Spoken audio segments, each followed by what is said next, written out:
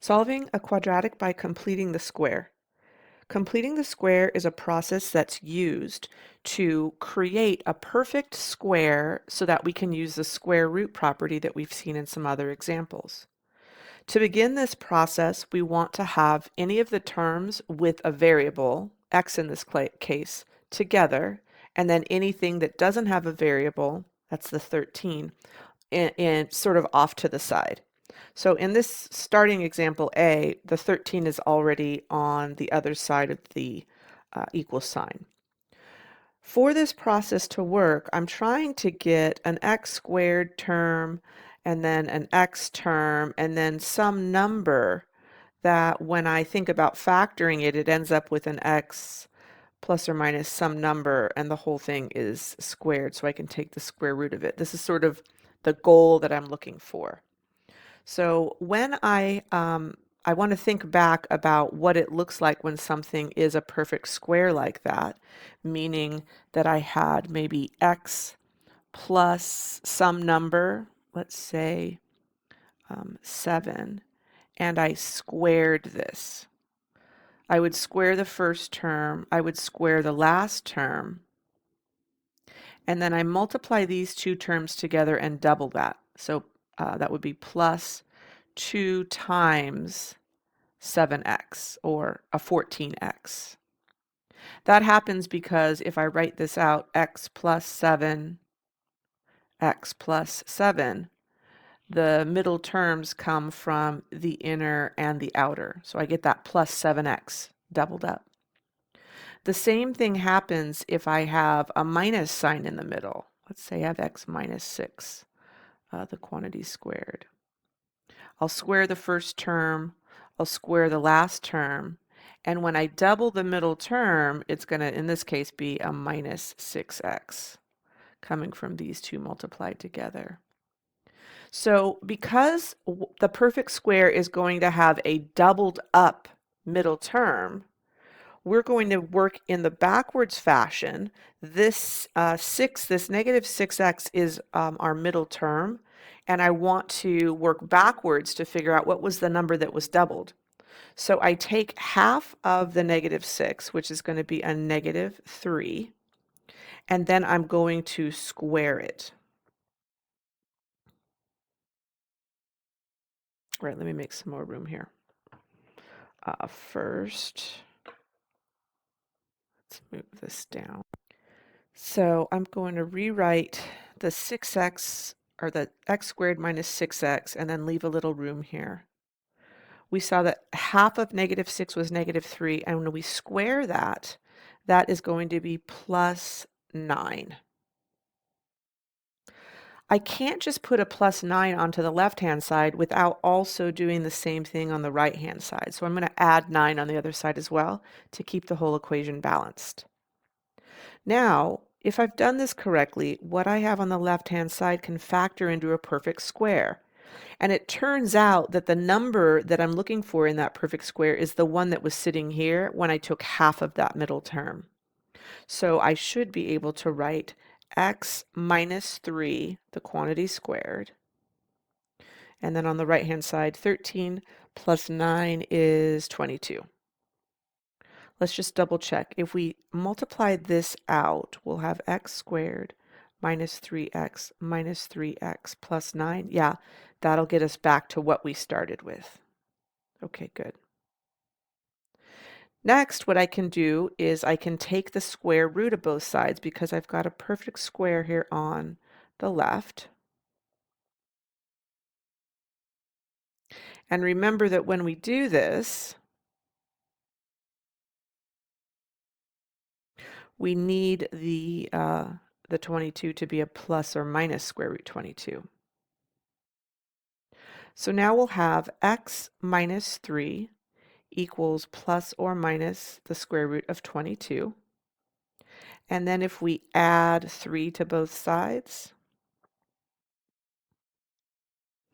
we'll have x equals 3 plus or minus the square root of 22. Those are the two solutions. Let's look at another example. When we do the process of completing the square, we need to have a 1 in front of that first term, the x squared term. Before I begin this, I'm going to move that -5 over to the other side because I only want to focus on the terms that have an x in them. Oops, when I move it to the right-hand side, it should change to a +5, correct? I'm adding 5 to both sides.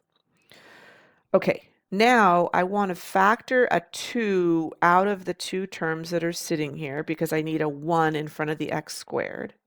So we'll have 2 times x squared minus 4x, and then I'll leave a little bit of room for my completing the square process. I take half of that middle term, which is going to be a -2. And then when I square this, I'm going to end up with a +4. Every time that you square that middle term, you'll get something positive. It doesn't matter whether the middle term is positive or negative. When we square any number, we end up with something positive. Now I need to balance this out by putting something onto the right-hand side, but what I wanted to keep track of is that I didn't add 4 to both sides. I actually added 8 because of this 2 that's out in the front. So I'm going to add 8 onto this side, onto the right, so that this is balanced. All right, now I'm going to take what's in the parentheses and factor it. It'll factor into x minus 2, the quantity squared.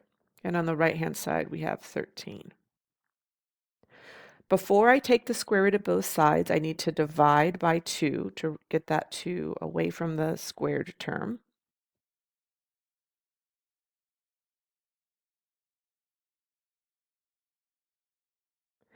And now I can take the square root of both sides.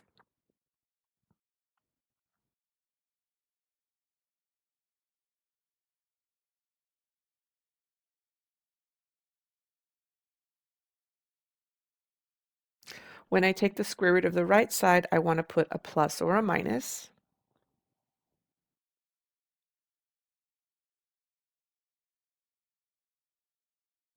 And then I'll add 2 to both sides.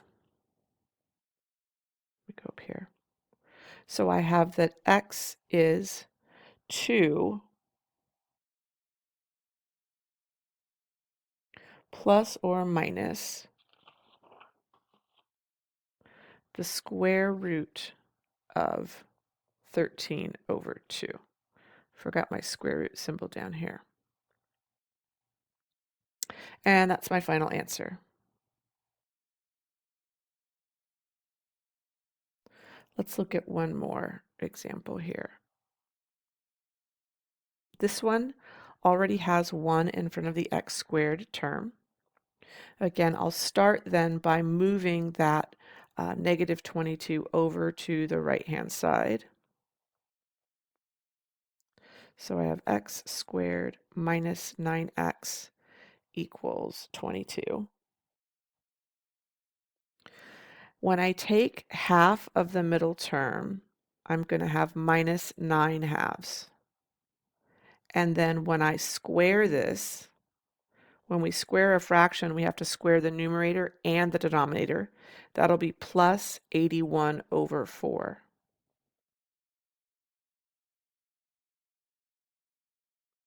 Yes, it's possible for us to sometimes get fractions in these examples. Now, when I go to put my factored version down, remember that the number that I found when I took half of the middle term, that's the number that will end up in the parentheses here. So x minus 9 halves squared should give us that polynomial above. Let's grab a calculator and add 22 plus 81 over 4. And I'm getting 169 over 4. Right. Next, we will take the square root of both sides.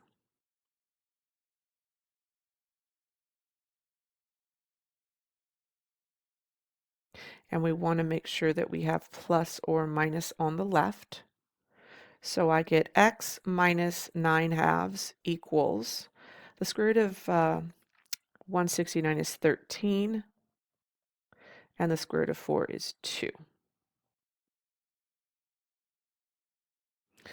So now what I'll do is I'll add 9 halves to both sides so that I get x equals 9 halves plus or minus 13 halves.